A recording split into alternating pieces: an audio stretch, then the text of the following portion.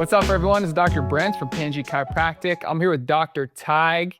We've got a fun episode planned today because Dr. Tyge just competed a race called America's Toughest Race. And I thought this would be fun to get to just ask you some questions, talk about your performance, how you got ready for this race, what the race even is.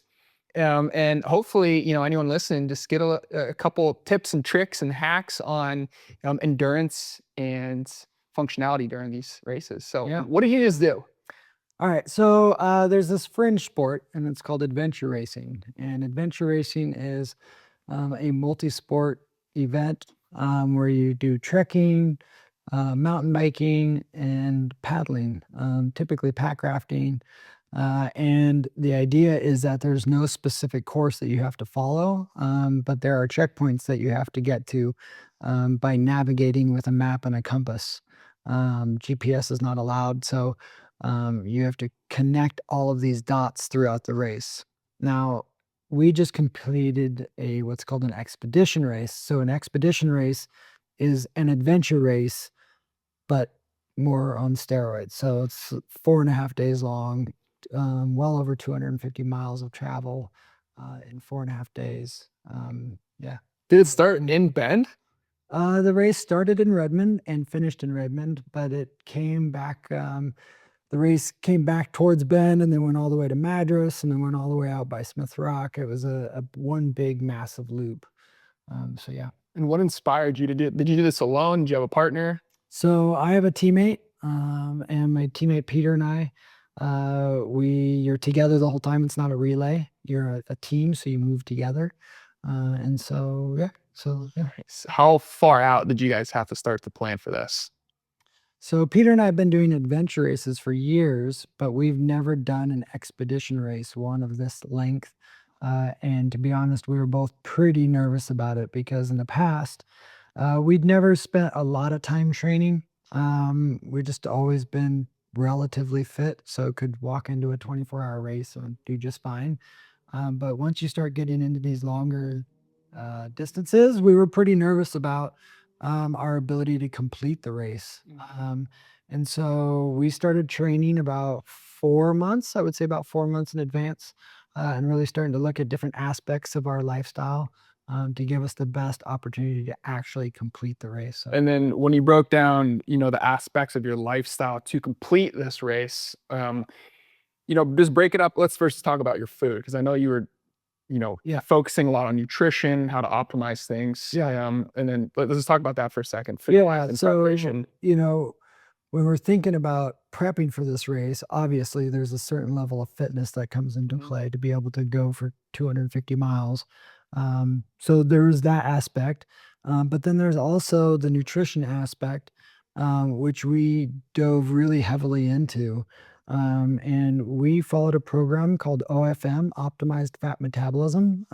If anyone's interested, the gentleman, Peter Defty, who developed OFM, was our coach. We hired him to be our coach. And the idea is that we were going to teach our body to burn fat as fuel.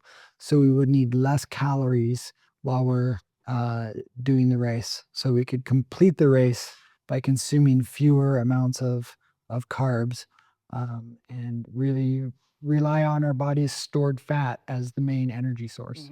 So with OFM, if someone wanted to start doing OFM, is it specific meals? Is it intermittent fasting? So it's a little bit of everything. So the idea is that you want to teach your body to burn fat as fuel, which is the general premise of keto, right? Keto diet is all about burning fat as fuel. So in the beginning, what we did is we did what we call a reset, where we did a very strict keto type diet for about 30 days to get our body into that fat burning state. And then after that, it was just about limiting the amount of carbs, so kind of really decreasing the amount of carbs. The one nice thing about this was, unlike keto, we could add a lot of the vegetables that we wanted and a lot of other fruits and things like that.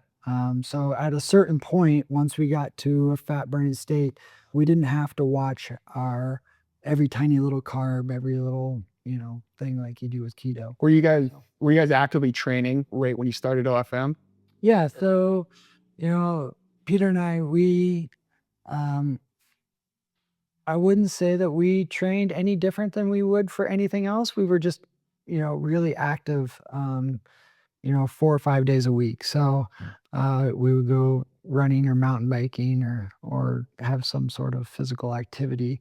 And then we would also, anytime we could, we would back up our workouts with family fun activities. So we would go for a 20-mile bike ride. And then right after the bike ride, I would take my kids hiking or I would take my kids for a bike ride or whatever. So it just made those workout times just a little bit longer, even though they weren't as intense. So yeah, Nice. so that's kind of how we did it. How you started OFM, you said it started like 30 days reset. How quickly did you and Peter start to like notice some changes happening? Like, oh, this is starting to feel good.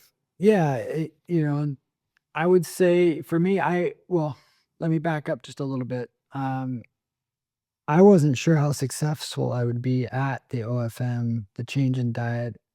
I've had a relatively healthy diet for a long time, but there are definitely certain things that I didn't really think that I could give up. I love to go to the coffee shop and get a little pastry with my coffee or whatever, and I didn't really look forward to the idea of giving that up. But it was, within that first month, I really started to notice how much energy I had throughout the day.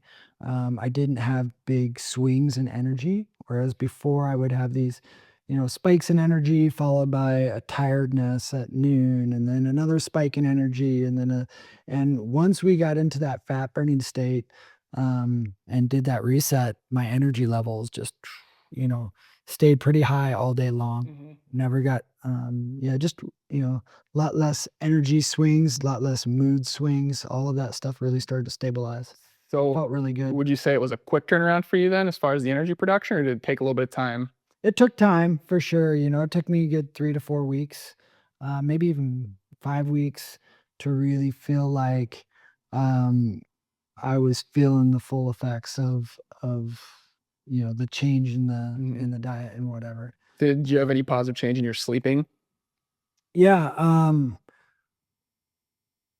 I would say, well, and I just found this out the other day, a couple days ago, that my wife has said that I sleep much more soundly and make a lot less noise and Interesting. snoring since I've been on this, and part of it would be because I've given up drinking beer for the most part, and actually most alcohol, just because it's a toxin to the body. And so there are certain things that I've given up in the process. And now that I have experienced the effects of this, there's just really no desire to go back to that.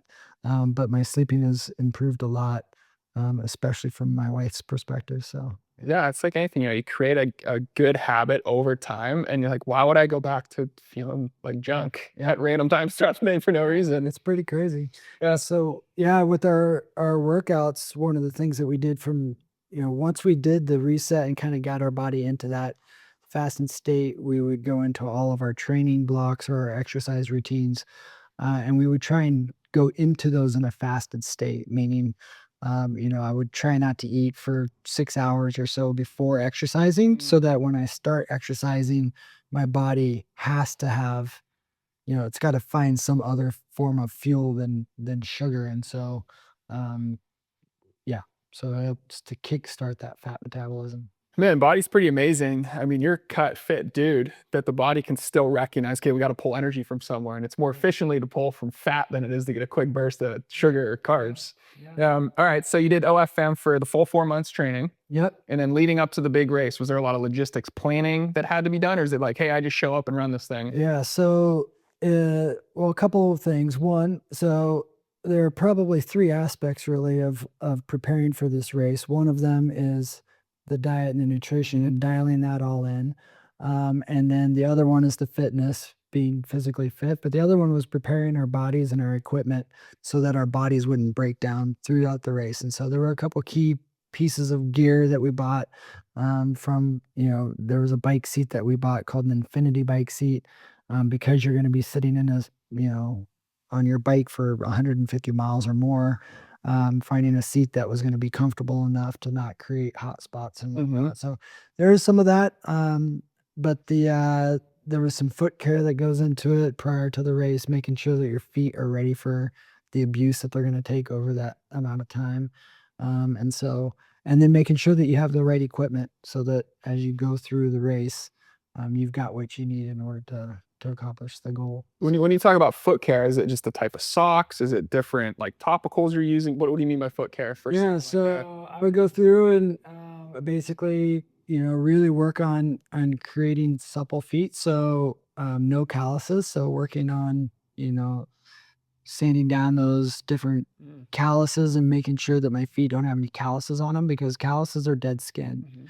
And when you're hiking up and down a hill and you have a lot of dead skin on your feet, you can get rubbing on a deeper level, and all of that dead skin wants to come off, and that's where those blisters start to form as underneath the calluses. And so, making sure that the feet were supple and ready. And there's a product we used called Skin Doctor by Angelina Skincare. She's here in Bend. She's a local woman who creates skincare products, and her products are awesome. So we use her Skin Doctor product for that. Yeah, cool. that's probably the biggest one. And then throughout the entire race, because this is a consecutive race, it's not like you get a day on, day off. I mean, how are you guys sleeping? And how was your sleep during actual performance and endurance? So the goal for us was to sleep somewhere between 3 and 4 hours a night. It didn't really work out that way. We ended up sleeping a half an hour the first night, 3 hours the second night, and that was about it.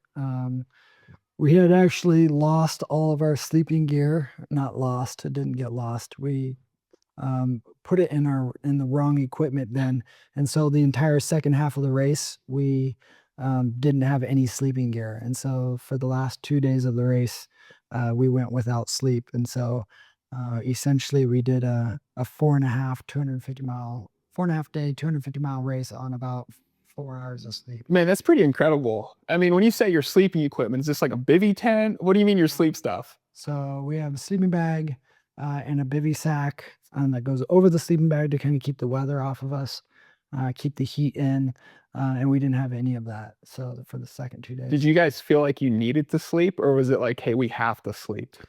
I think this is probably the biggest thing that came from this race is my teammate Peter and I throughout the race.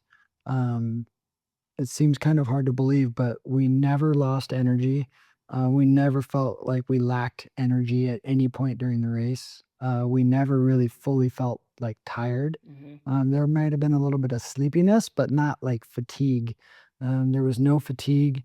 Um, there was no mental fog. We were really, really clear headed and sharp mentally throughout the entire race. And we spoke about it almost constantly, like how good we felt throughout the entire race.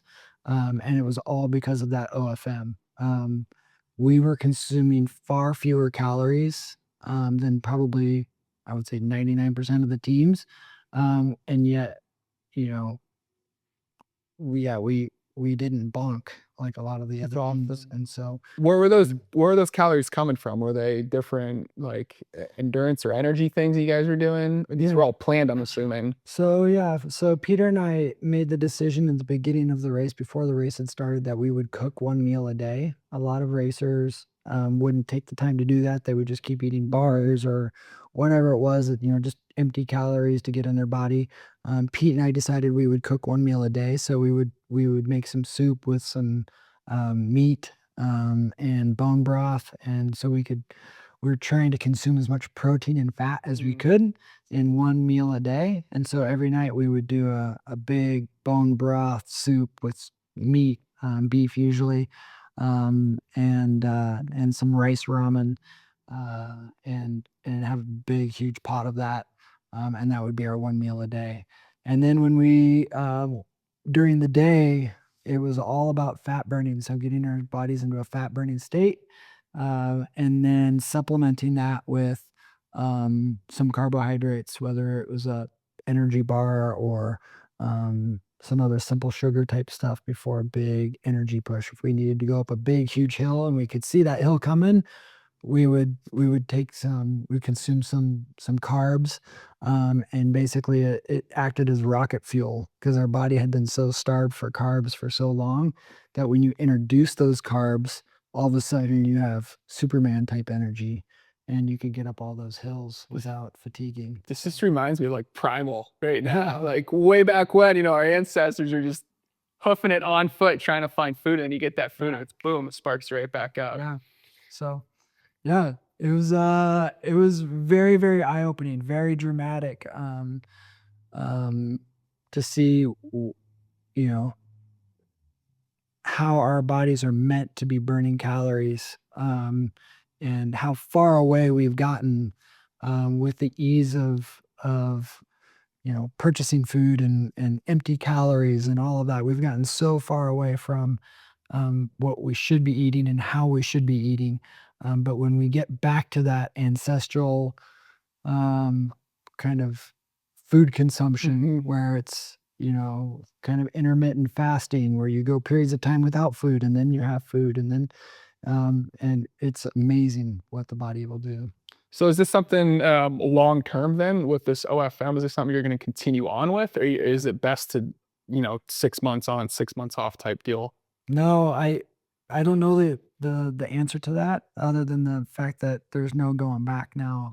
For me, um, I will say that after the race, I went on about a 48-hour kind of eat whatever you want. Yeah, how'd that feel? Yeah. So the not real great. So you know, I would say that throughout that 4 months of really um, staying very consistent with my nutrition, there were maybe 4 or 5 times where I'd go out to dinner with friends or family or whatever, and I would have something that wasn't on the plan, and the next day I would really notice it in both my energy level and how I felt. Huh. It didn't take much, and it really kind of put me back a little bit. After the race, kind of went into, like I said, that 48 hours of just enjoying whatever was available. And I did enjoy it for sure, but I wouldn't say that I felt great. My body did not feel great doing that. Probably wasn't the smartest recovery plan. Um, but now I'm back on it. It's Tuesday morning. The race is over, celebration is over, and now I'm right back into that OFM lifestyle, and because I feel so good when I'm eating that way. It's amazing what just some discipline and time will do as far as like a lifestyle reset. Yeah, So what's next? You gonna do more of these? absolutely. We're already looking at more races in the future. Hopefully, some international races, Croatia, New Zealand, maybe. Nice. So I don't know. We'll see. The the other really incredible part of this was, most people just cannot believe that throughout the race we had zero muscle soreness. Following the race, when the race was over, we both woke up completely Charged? charged and ready to go with no muscle soreness, zero muscle soreness at any point during the race. And it's really because we weren't consuming the carbs to create the inflammation. So we weren't doing as much damage on a cellular level throughout the race that most teams were.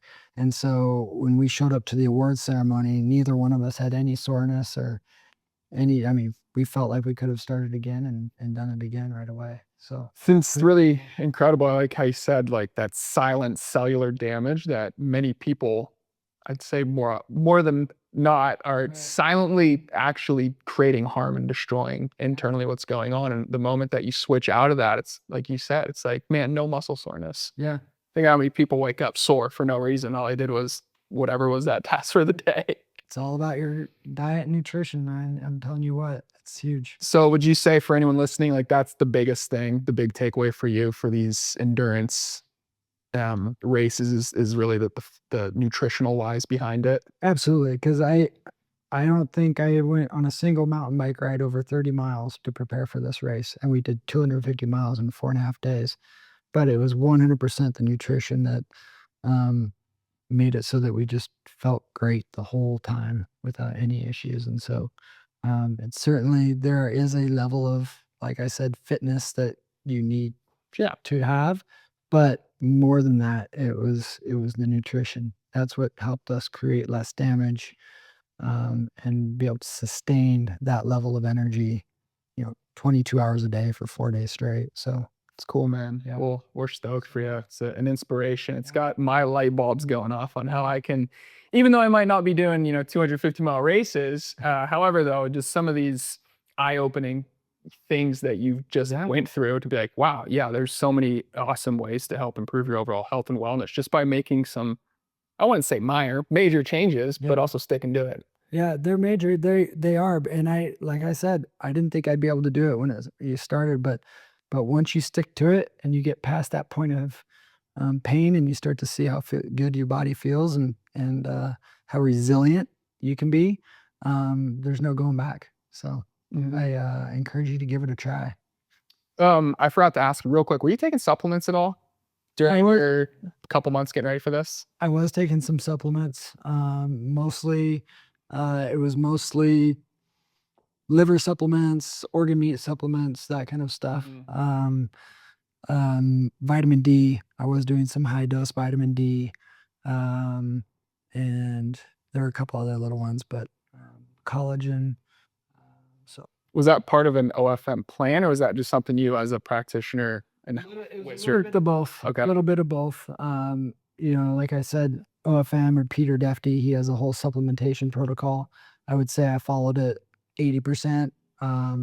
He also has a whole training regimen, which I followed not at all. My teammate Peter and I really used Peter for the nutritional aspect of it, and not so much the athletic performance part, just because of time. But Yeah. yeah, there was some supplementation that we did, and so yeah. Would you change anything for this next race that you and Peter are already planning on trying to do? Would you change anything that maybe you learned from this past one to be better at the next one? Yeah, I would say if we were going to change one thing, there were a couple of things logistically. Okay. More about the equipment and things of that nature. The amount of sleep we got every night. We should have slept more.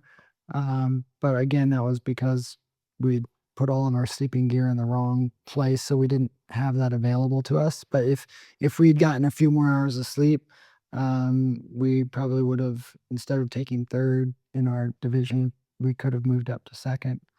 But other than that, I wouldn't change a thing. I mean, the entire race, my buddy Pete would look over at me and be like, "Dude, are you tired yet?" And I'm like, "No, man, I have so much going." And so, yeah, from an energy, efficiency standpoint, there's not a thing I would change. So Cool, man. Yeah. Cool. What an inspiration. If you're listening to this and you see Dr. Ty, give him a big high five. Pick his brain about it if any of this interests you as you're looking to level up. And it's just such a joy getting to have Dr. Ty go and do these awesome things. And then, of course, inspire other people to do cool things too. So thanks, man. Yeah, thanks, Brent. All right. See you guys soon. Adios.